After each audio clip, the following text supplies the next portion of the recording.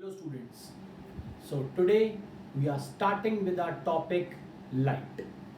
सबसे पहले अपन लोग बात करें लाइट के बारे में. It's a very very important chapter and a numerical based chapter. 10th class की अगर मैं बात करता हूँ तो ये वाला जो आपका चैप्टर है ये बहुत अच्छा वेटेज रखता है फिजिक्स के अंदर. ठीक है.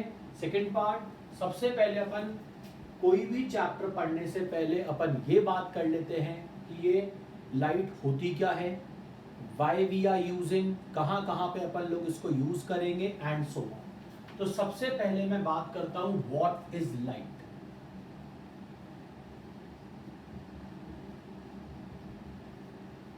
मेरा सबसे पहला टॉपिक है what is light. Light is a source of energy which enables us to see an object.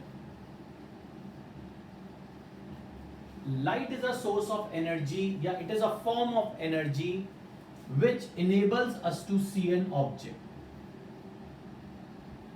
It is a form of energy which enables us to see an object. इसका मतलब ये एक ऐसी एनर्जी है जिसकी वजह से कोई भी इंसान या कोई भी चीज अपन को दिखती है. सही है.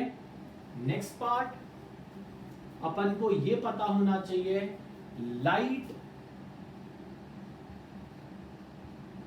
Can travel in vacuum.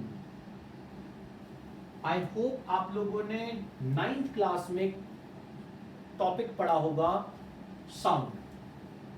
आपने उसमें दो तरह की वेव्स पढ़ी होंगी, एक मैकेनिकल और एक नॉन मैकेनिकल वेव्स. सो यहां पे जो अपने पास है लाइट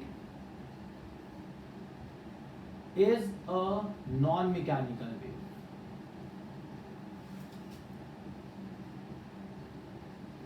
नॉन मैकेनिकल वेव्स मतलब which do not need any medium to travel.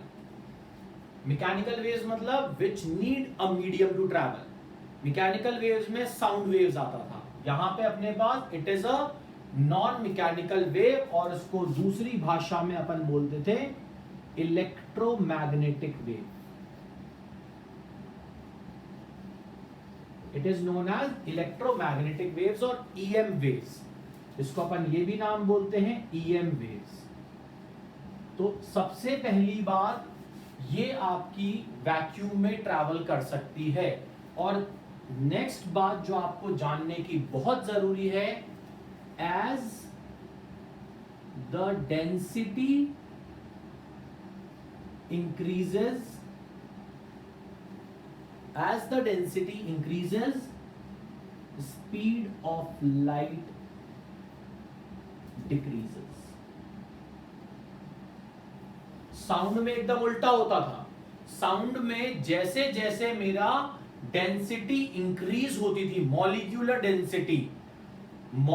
Density जैसे जैसे इंक्रीज होती थी वैसे वैसे मेरे पास क्या होता था, स्पीड ऑफ साउंड इंक्रीज होती थी. लेकिन यहां पे अपन को मीडियम नहीं चाहिए, तो जितना ज्यादा मीडियम आएगा उतने ज्यादा ऑब्स्टिकल्स आएंगे बीच में, उतनी ज्यादा स्पीड ऑफ लाइट मेरी क्या हो जाएगी, डिक्रीज हो जाएगी. तो ये चीजें आपको पता होनी चाहिए.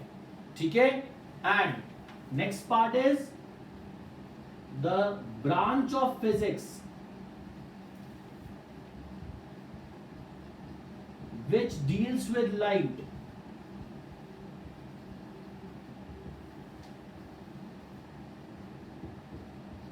is known as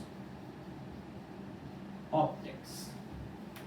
The branch of physics which deals with light, वो ब्रांच फिजिक्स की जो आपकी लाइट से डील करती है, या with the study of light बोल दो आप लोग, with the study of light, that is known as optics. मतलब जिस ब्रांच ऑफ फिजिक्स में हम लोग लाइट की पढ़ाई करते हैं, that branch is known as optics. अब ये भी आपकी तीन तरह की होती है. First one is ray optics,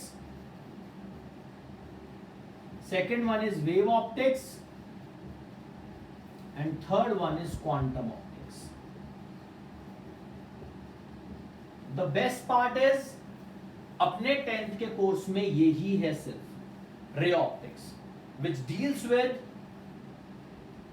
reflection and refraction of light.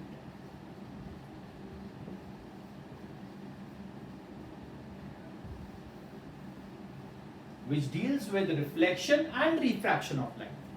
ये बाकी के दोनों टॉपिक्स आपके 11th और 12th क्लास में हैं, जिसमें आप particle nature of light, wave nature of light, atomic theory of light, ठीक है, अपने लाइट में कहां कहां इलेक्ट्रॉन्स, फोटॉन्स, ये सब यूज होते हैं, ये सब आप लोग पढ़ोगे इन द हायर क्लासेस. अभी आप लोग सिर्फ और सिर्फ पढ़ोगे reflection, refraction of light. Okay, so our next topic is sources of light. Sources of light का मतलब क्या होता है? Anybody which emits light in all directions is known as the source of light. ऐसी बॉडी जो आपकी light को emit कर सके सारे के सारे डायरेक्शंस में, ठीक है. Light always travels in all the directions. For example, if I just place a spherical bulb in a room, ठीक है, एक बल्ब मैंने रख दिया जिसके अंदर बैटरी या ये सब कुछ लगा हुआ है, पूरा एक पॉइंट साइज आपका बल्ब है. अगर आपने बिल्कुल अंधेरे कमरे में रख दिया, वो हमेशा आपका कैसा लाइट बनाता है? पूरा एक स्फेरिकल, पूरा एक स्फीयर टाइप सा आपका बनाता है. इसका मतलब light always travels in all the direction. ये बात आप लोग याद रखना. मतलब अगर यहां पे कोई पॉइंट सोर्स ऑफ लाइट है, वो यहां भी जाएगा, यहां भी जाएगा, यहां भी जाएगा, यहां भी जाएगा, यहां भी जाएगा, यहां भी जाएगा, तो वो पूरा एक स्फीयर बना लेता है. सही है. तो ये अपन को पता होना चाहिए. So on the basis of sources of light we have two types.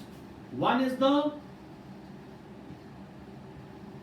luminous source of light and next is non-luminous source. Non-luminous source. So luminous source of light मतलब जिसके पास खुद की लाइट होती है एमिट करने के लिए, ठीक है, मतलब वो source of light which emits itself, ठीक है, the source of the body which emits its own light, that is known as luminous source. ठीक है. फॉर एग्जाम्पल, इसमें भी आपके दो तरह के होते हैं, एक नेचुरल होता है, एक आर्टिफिशियल होता है. नेचुरल पता है आप लोगों को, सन, ठीक है. आपको आर्टिफिशियल पता है, सन के अलावा स्टार्स भी ले लो. चलो, आर्टिफिशियल आपको पता है, बल्ब, हीटर, ठीक है, मतलब the rods of the heater, ठीक है, they glow itself, they just glow itself. तो ये अपने पास जो होते हैं sun stars are the natural luminous source, और ये जो अपने पास आर्टिफिशियल होते हैं ये अपने बल्ब और heater, that is again luminous source. Non luminous source कौन से होते हैं? जो खुद के लाइट एमिट नहीं होती, जिनके पास खुद की लाइट नहीं होती है एमिट करने के लिए, but they can only gets visible when the light from the luminous source falls on it. दोबारा सुनना, मैं आपसे बोल रहा हूं ये खुद विजिबल नहीं होते, बट जब कोई ल्यूमिनस सोर्स ऑफ लाइट से उनके ऊपर लाइट फॉल करती है, वो तब जाके विजिबल बनते हैं. तो they are known as non luminous source of light. इसमें भी दो तरीके के, नेचुरल एंड आर्टिफिशियल। नेचुरल कौन से होते हैं? Again moon, planets, they do not have their own light. Artificial कुछ भी ले लो, books, table, chair etc. are the artificial non-luminous sources of light. सही है, तो ये अपन को पता हो जाना चाहिए about the sources of light. Is that clear to everyone? Now we'll start with our next topic.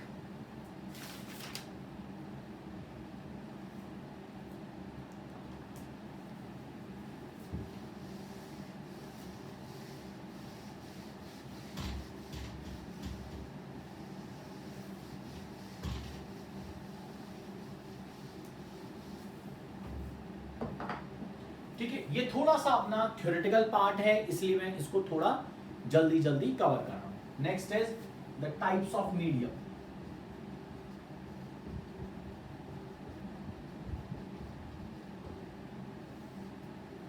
On the basis of light, ठीक है, we can categorize the medium in 3 types.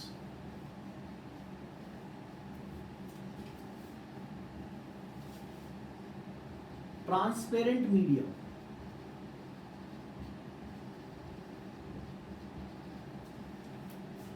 translucent medium,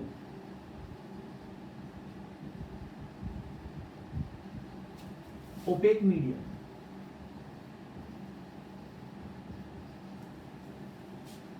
for example, मैं पहले example बताऊंगा, फिर आप लोगों को ये बताऊंगा why they are categorised into 3 parts. Transparent medium, for example, a plain glass. Translucent medium, if I'll say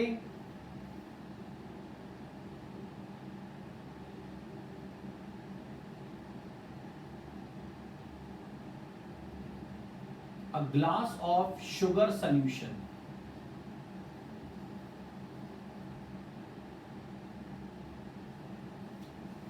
Opaque, a piece of wood.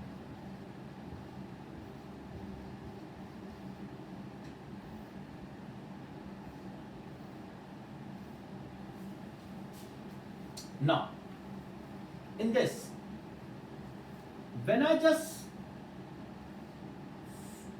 the light falls on the surface of it, when the light falls surface of the glass, ठीक है, this is an example of a transparent medium. Why it is called as a transparent medium? Just because of the fact if 100% light falls on this medium, approximately more than, मैं एक example ले रहा हूं सिर्फ, it is not an analysis, 95% light passes.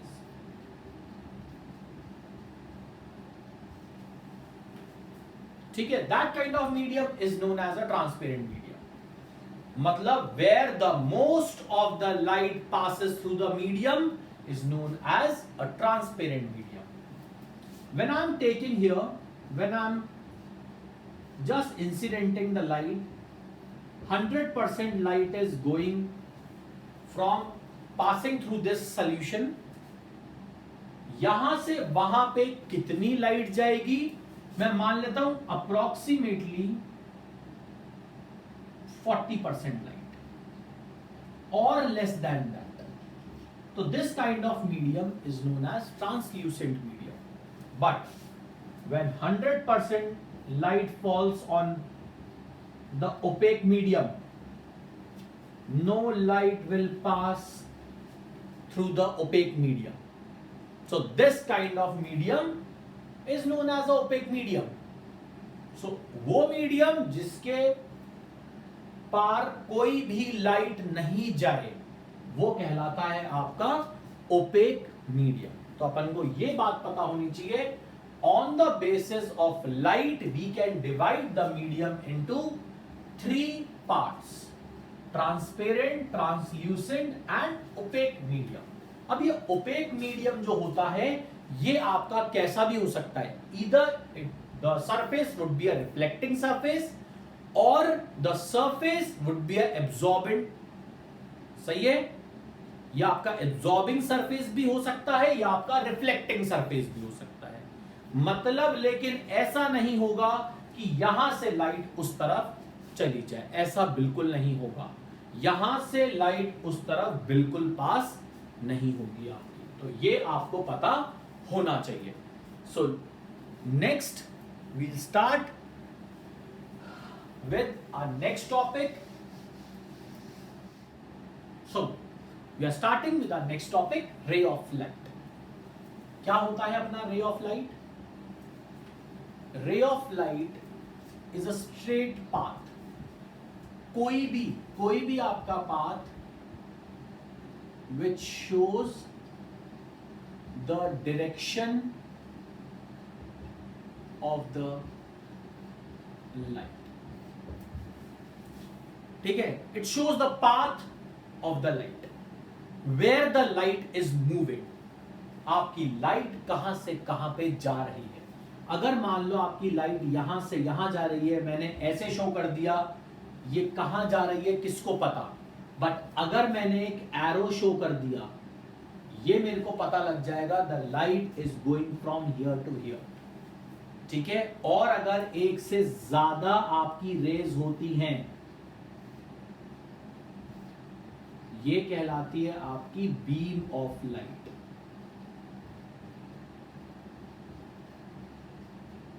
This is known as beam of light.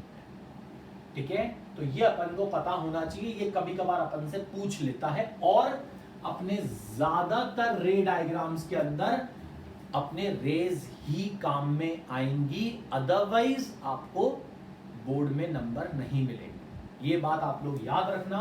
अगर आप कोई सा भी रे डायग्राम बिना एरो के बना दोगे, आप लोगों को नहीं मार्क्स मिलेंगे, just because of the fact रे कहां से कहां जा रही है किसको पता। मान लो मैंने रे यहां से यहां कर दी, कहां से कहां जा रही है रे, मान लेते हैं एक यहां पे कुछ रखा हो, अब यहां से रे यहां गई या यहां से रे यहां गई, ठीक है, ये किसको क्या पता। तो इसी के लिए अपन लोगों को एरोज लगाना बहुत इंपॉर्टेंट होता है। ठीक है, it just shows the path of the light where it is travelling. ठीक है, तो ये बात अपन को पता होनी चाहिए। Now we are moving to our major topic, that is reflection of light।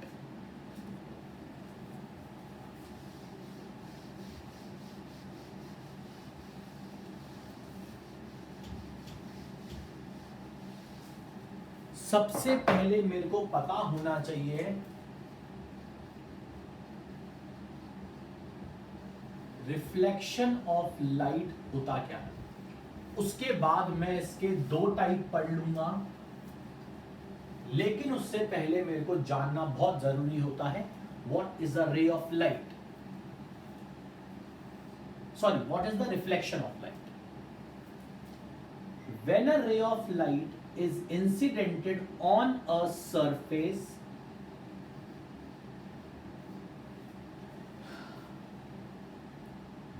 When a ray of light is incidented, अगर कोई आपकी रे ऑफ लाइट इस सरफेस पे इंसिडेंट करती है और आफ्टर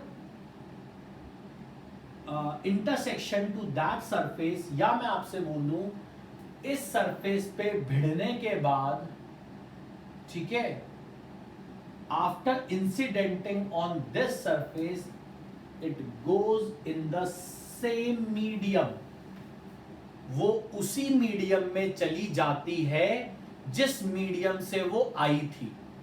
ठीक है, मान लो ये आपका 1 मीडियम है, ये आपका 2 मीडियम है, सही है, या आपका मीडियम 1 है या आपका मीडियम 2 है, तो जिस मीडियम से वो आई थी उसी मीडियम में अगर वो चली गई ray of light, so this phenomena is known as reflection of light। So on the basis of this phenomena, we are categorizing this in two types. First one is the regular reflection, and the second one is the irregular reflection. ठीक है, अभी बताता हूं ये क्या होता है. What is the condition of reflection?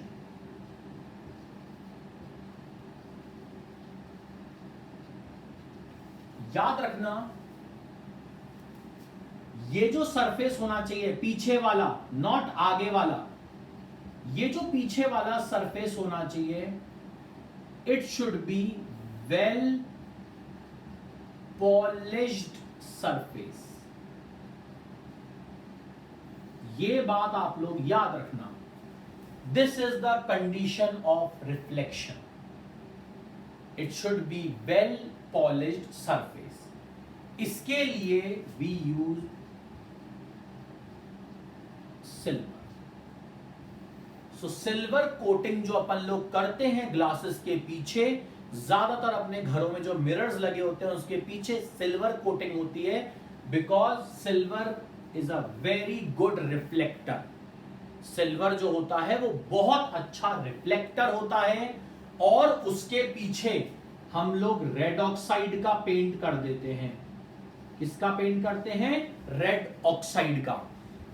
अब रेड ऑक्साइड कोई काम नहीं करता, वो सिर्फ उसका बहुत जरूरी काम ये होता है to prevent the silver coating. To prevent the silver coating just because of the fact कि अगर मान लो कहीं से भी सिल्वर कोटिंग हट गई आपकी, वहां पे उस पॉइंट पे आपका रिफ्लेक्शन नहीं होगा. तो ये बात आपको बहुत जरूरी है जानना कि सिल्वर पॉलिशिंग के पीछे अपन को रेड ऑक्साइड का पेंट लगाना ही होता है. ठीक है, तो ये होता है मेरा reflection of light. On the basis of this it is categorised into two parts. First is regular reflection and second one is irregular reflection. What is a regular reflection? Regular reflection says that when a parallel beam of light is incidented on a plane, smooth and a well polished surface. अब सबसे पहले well polished तो होनी ही चाहिए, plane होना चाहिए, smooth होना चाहिए और well polished surface होना चाहिए. When a parallel beam of light is incidented on it, after reflection, I again get the parallel beam of light. After reflection, I again get the parallel beam of light. So this is known as a regular reflection. When we have a rough surface, and when the parallel beam of light falls on it, since it is a rough surface, it is well polished surface, but it is a rough surface. ठीक है, polish नहीं होगी तो reflection नहीं होगा. तो होने को सबसे पहले आपका बस रफ होना चाहिए. तो अगर आपके पास सरफेस रफ है और अगर मेरे पास पैरेलल बीम ऑफ लाइट गई है, तो आफ्टर रिफ्लेक्शन वो ऐसी हो जाएगी. कोई यहां जाएगी, कोई यहां जाएगी, कोई आपकी यहां जाके यहां जा रही है. तो ये आपकी क्या हो रही है? They are becoming non parallel. So ये होता है मेरा इररेगुलर रिफ्लेक्शन. सही है, तो ये बात आप लोग याद रखना. ये होता है मेरा रेगुलर रिफ्लेक्शन, ये होता है मेरा इररेगुलर रिफ्लेक्शन. ठीक है, नोट कर लो प्लीज.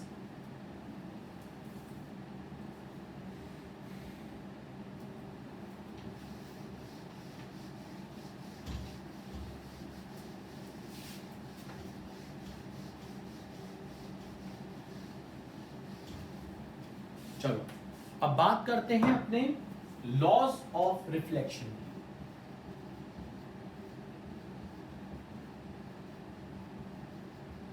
अपन को पता ही होना चाहिए कि जब अपन बात कर रहे हैं रिफ्लेक्शन की, तो उसमें कौन कौन से लॉज आते हैं. सबसे पहले this is the surface, polished surface, and this is the plane surface.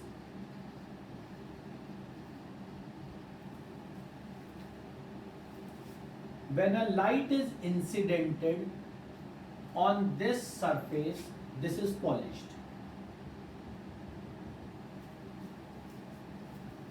After it get reflected, this goes there. अगर कोई इंसिडेंट रे ऐसी आई है रिफ्लेक्शन के बाद, यहां चली, there is a imaginary line which is perpendicular to this surface, which is known as normal. ये अपनी कहलाती है normal. The ray which is incidented on this surface is known as incident रे.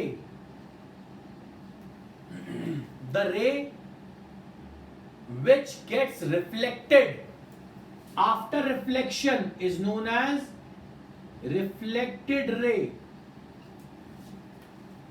ठीक है? And the angle between incident ray and normal is denoted by angle I, where angle I is the angle of incidence. So how we can define angle of incidence? कि angle of incidence वो angle होता है जो मेरा incident ray और normal के बीच में बनता है. सही है? The angle which is formed between the normal and the incident ray is known as the angle of incidence. Or the angle which is made by the normal and the reflected ray is known as angle of reflection. तो ये भी मेरे को पता होना चाहिए कि this is known as angle of reflection. सही है? तो यहां तक मेरी बात कंप्लीट होती है. अब मैं आगे बढ़ता हूं उसके. अब मेरा आता है first law of reflection.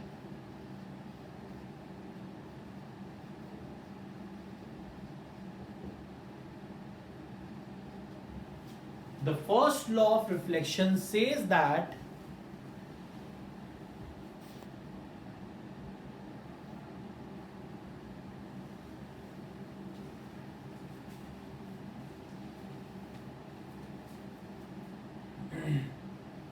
okay, now we are starting with the first law of reflection. First law of reflection says that the incident ray, the reflected ray and the normal, मैं इसको इंसिडेंट रे को IR के नाम से बोल देता हूँ, reflected ray को RR के नाम से बोल देता हूँ और नॉर्मल को N के नाम से बोल देता हूँ. शॉर्ट फॉर्म यूज कर रहा हूं मैं. The incident ray, the reflected ray and the normal lie on the same plane and on the same point of incidence. याद रखना,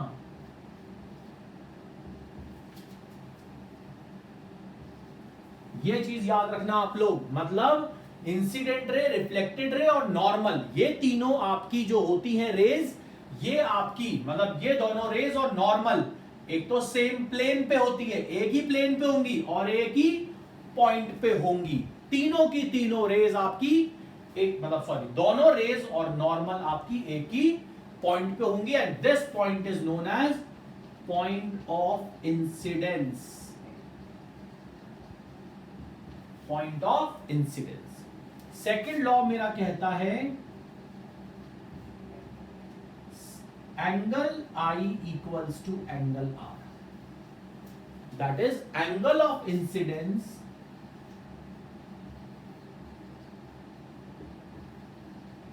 should be equal to angle of reflection. This is for everyone or everywhere. these two laws are applicable. First law, incident ray, reflected ray and normal lie on the same plane and on the same point of incidence. Second law, angle of incidence is equal to angle of reflection. ये मेरे को पता होना चाहिए. सही है? तो ये मेरे दोनों लॉज कंप्लीट होते हैं. ठीक है, अब अपन बात करते हैं अपने नेक्स्ट टॉपिक की, दैट इज मिरर. ठीक है, आप लोग लिख लो ये सब.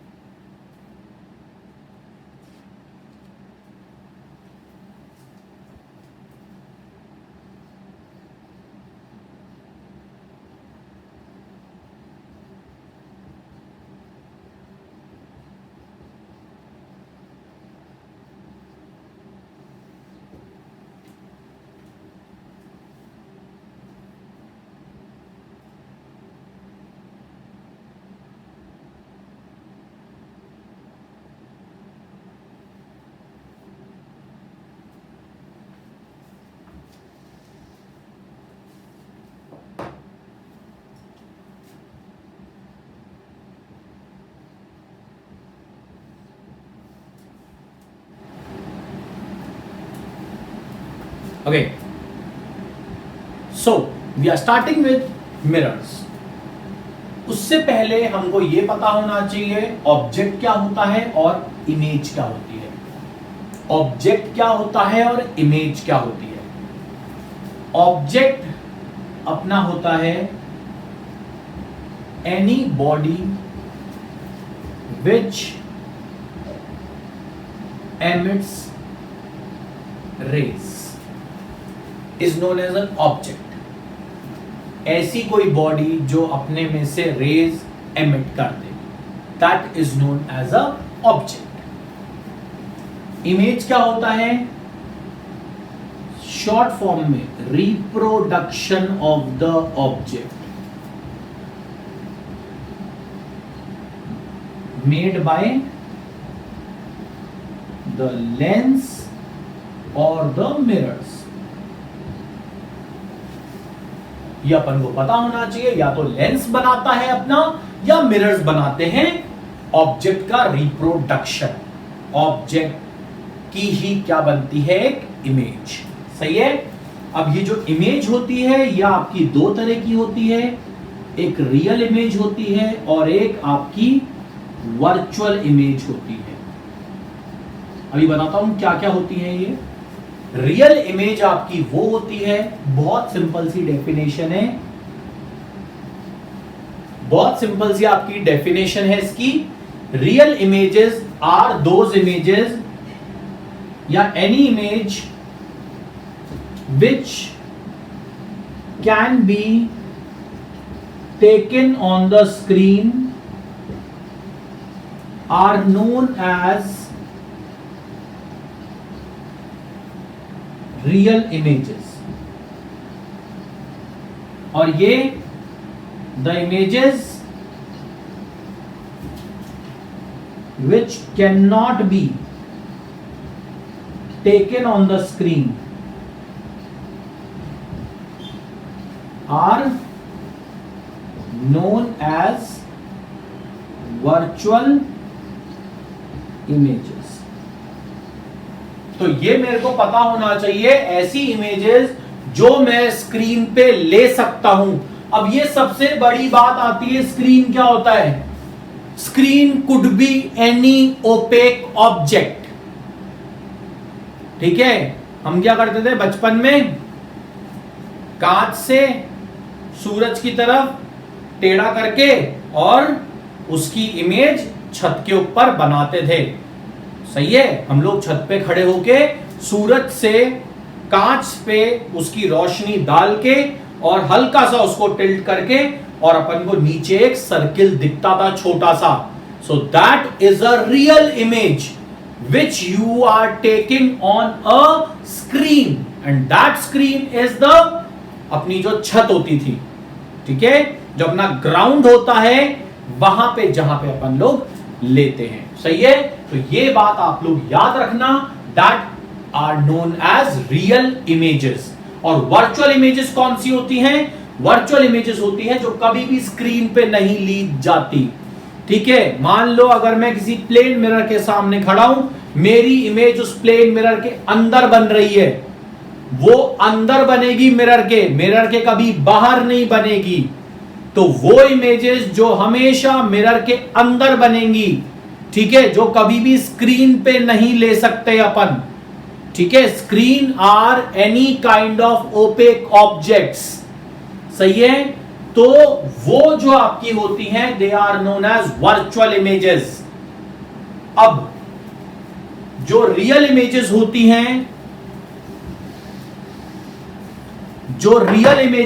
हैं, they are always inverted images. Real हमेशा इन्वर्टेड इमेज मिलेगी आपको. अब आप ये देखो इन्वर्टेड इमेज होती क्या है. If I am placing object like this, I'll get an image like this. If I'll place an object like this, I'll get an image like this. This is known as inverted image. Okay. और जो भी मेरी virtual images होती हैं वो हमेशा मेरी क्या होती हैं? इरेक्ट होती हैं. इरेक्ट का मतलब अगर मैंने मेरे ऑब्जेक्ट को ऐसे रखा तो मेरे को इमेज भी ऐसी मिलेगी, अगर मैंने मेरे ऑब्जेक्ट को ऐसे रखा तो मेरे को इमेज भी ऐसी ही मिलेगी. ये बात आप लोग याद रखना. तो ये होता है मेरा इरेक्ट और ये होता है मेरा inverted. For example, if I am placing the object like this, I will get the image like this. अगर मैं ऑब्जेक्ट को ऐसा रख रहा हूं मेरे को इमेज ऐसी मिलेगी, ये इन्वर्टेड होती है. और अगर मैं ऑब्जेक्ट को ऐसा रख रहा हूं इमेज मेरे को ऐसी मिलेगी. This is inverted image. और अगर मैं ऑब्जेक्ट को ऐसा रख रहा हूं इमेज भी ऐसी मिल रही है, इरेक्ट इमेज. और अगर मैं ऑब्जेक्ट को ऐसा रख रहा हूं इमेज भी ऐसी मिल रही है, तो क्या हो जाएगा?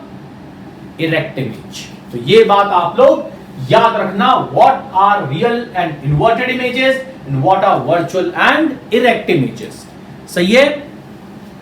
चलो अब बात करते हैं अपने नेक्स्ट टॉपिक की.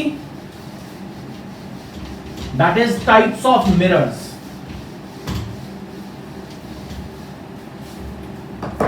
दैट इज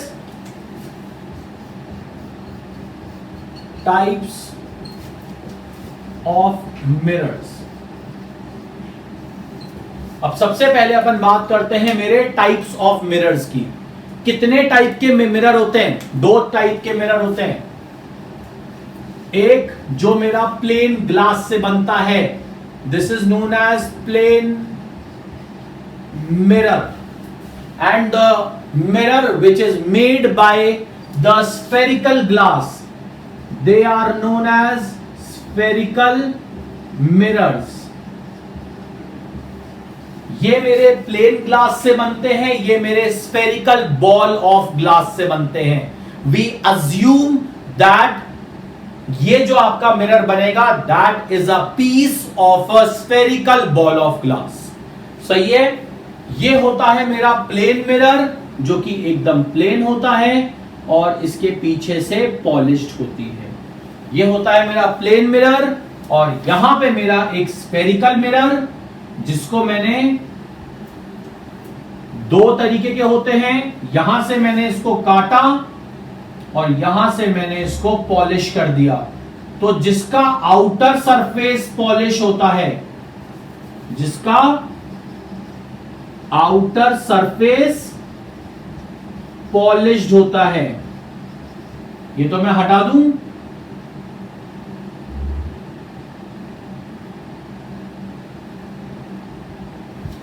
ठीक है. जिसका मेरा आउटर सरफेस पॉलिश होता है It is known as concave mirror. It is a converging mirror. It is also a converging mirror. ये हमेशा मेरी रेज को कन्वर्ज कर देगा, एक तरफ लाके रख देगा. फॉर एग्जाम्पल अगर रे ऑफ लाइट इधर आई है तो वो क्या करेगा, एक तरफ अपनी रेज कन्वर्ज कर देता है. सही है, एक तरफ रेज कन्वर्ज कर देता है. और अगर किसी का इनर साइड पॉलिश्ड है, किसी का इनर साइड अगर पॉलिश्ड है ये वाला, और इसको अगर मैं हटा दूं अपना, ठीक है, तो ये मेरा बन गया क्या, convex mirror, which is known as a diverging mirror. ये मेरा कहलाता है diverging mirror. Why it is known as diverging mirror? Because ये मेरी रेज को क्या करता है, डाइवर्ज कर देता है. अगर मान लो मैंने रे को यहां पे फेंका, यहां फेंका, तो इसने क्या करा, डाइवर्ज कर दिया. ठीक है, ये डाइवर्ज कर देता है. तो ये बात याद रखना, ये कन्वर्जिंग मिरर होता है, ये डाइवर्जिंग मिरर होता है. सही है, ये इसको बोलते हैं कॉनकेव मिरर, इसको बोलते हैं कॉन्वेक्स मिरर. ठीक है, इसके बारे में अपन लोग नेक्स्ट लेक्चर में पढ़ेंगे. अभी जो पढ़ेंगे इस लेक्चर में, that is just for the plane mirrors. तो अब अपन बात करते हैं अपने प्लेन मिरर के बारे में.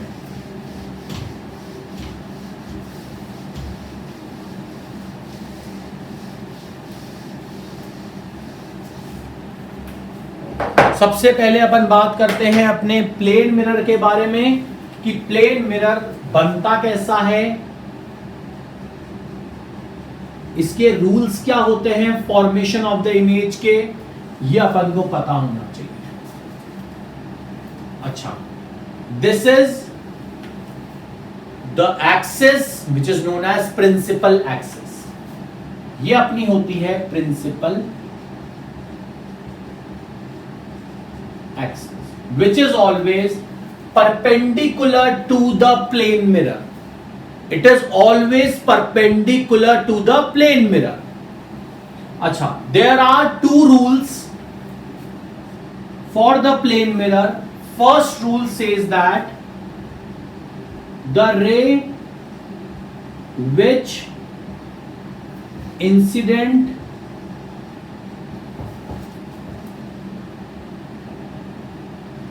on the mirror, which is incident perpendicular on the mirror, rebounds and retraces its own path.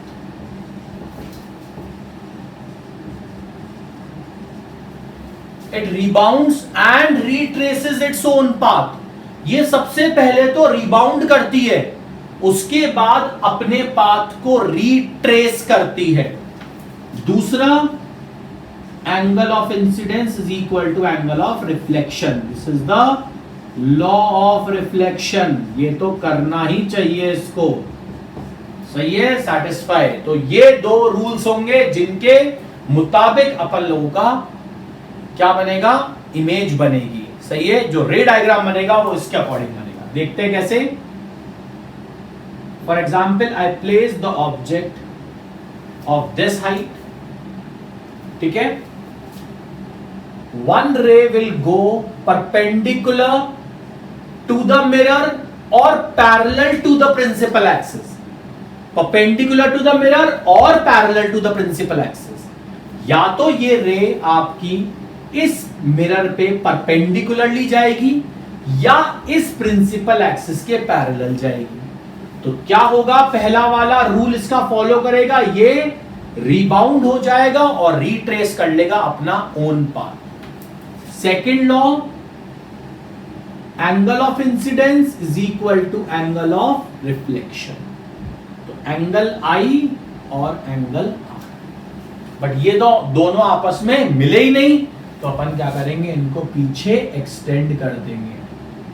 अपन क्या करेंगे, इनको पीछे एक्सटेंड कर देंगे और जैसे ही ये पीछे एक्सटेंड होंगे आपके यहां पे ये बना लेंगे। तो मेरे को यहां पे ये दिख रहा है, ये जो पॉइंट होता है दिस इज, इसको पॉइंट नाम दे दो आप P, जो कि अपन स्फेरिकल मिरर्स में यूज लेंगे। दिस इज नोन एज पोल। ठीक है, यहां से लेके इमेज की डिस्टेंस को हम लोग शो करते हैं V से। किससे शो करते हैं? V से। This is known as, where V is known as image distance. The distance of the object from the pole is represented by U. The distance of the object from the pole is represented by U. तो U से ये represent होती है, that is object distance. Next is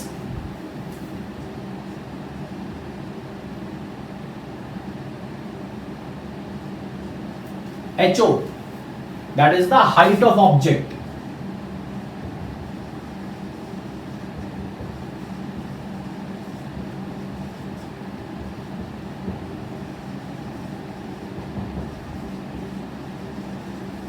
And next is HI, that is height of image.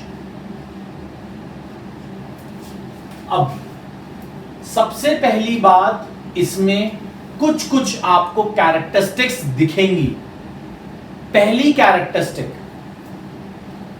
Image, मैं आप लोगों को बहुत सारी इसकी कैरेक्टरिस्टिक्स बताता हूं कि इसकी क्या क्या आपको कैरेक्टरिस्टिक्स मिलती है when you are getting the image. पहली characteristic, image formed will be virtual, will be virtual. Second, image formed will be erect. Erect होगी आपकी। Third, of the same size. Plane mirror में हमेशा मेरे को सेम साइज की मिलती है। इसका मतलब height of the image equals to height of the object. ये आई को नीचे लिख लेना, इसको इस तरीके से लिख लो आप, HI इक्वल्स टू HO। ये बात आप लोग याद रखना। चौथा part, object distance equals to image distance. मतलब U बराबर V। इसका मतलब जितना दूरी पे आप खड़े हो प्लेन मिरर से, उतना ही अंदर आप दिखोगे प्लेन मिरर के। याद रखना आप लोग, जितना दूर आप खड़े हो प्लेन मिरर से, उतना ही आप अंदर दिखोगे प्लेन मिरर के। ये बात आप लोग याद रखना। ठीक है, next, the image which you will get will be laterally inverted. Most important part, it will be laterally inverted. इसका मतलब क्या होता है? लेटरल इन्वर्जन का आपकी जो इमेज है वो ऑब्जेक्ट से जस्ट इस तरीके से हो जाती है। अगर आपका ऑब्जेक्ट इस तरीके से रखा है तो आपकी इमेज आपको इस तरीके से मिलेगी। सही है? अगर मान लो आपने अपने ऑब्जेक्ट को इस तरीके से रखा है तो आपको इमेज जो मिलेगी मिरर में वो आपको ऐसी मिलेगी। सही है? तो ये आप लोग चेक कर लो, ये आपका मिरर, या आपका ऑब्जेक्ट है, या आपका इमेज है। तो आपको जो इमेज मिलेगी that will be laterally inverted. सही है?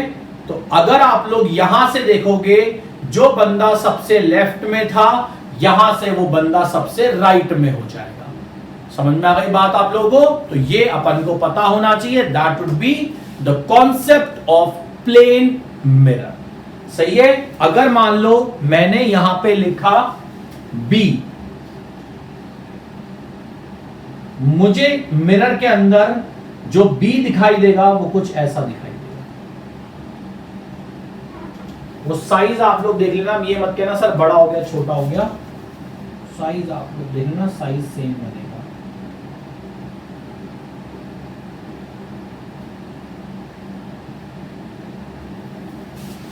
साइज आप लोगों का सेम बनेगा। मैं इसको सही कर लेता हूं, वो तो सही नहीं होगा, ठीक है। तो आप लोगों का इस तरीके से कुछ बनेगा। तो आपको ये पता होना चाहिए बीच में अगर मिरर है तो आपने अगर बी ऐसा बनाया है तो सामने आपको बी इस तरीके से मिलेगा, ठीक है। So this is the completion of plane mirrors, light, everything. In the next lecture we'll start with our spherical mirror. I hope आप लोगों को ये सब कुछ समझ में आ गया होगा। If you need any kind of help और अगर आपको कोई डिफिकल्टीज आती हैं तो आप लोग कमेंट सेक्शन में लिख सकते हो, ठीक है। Thank you.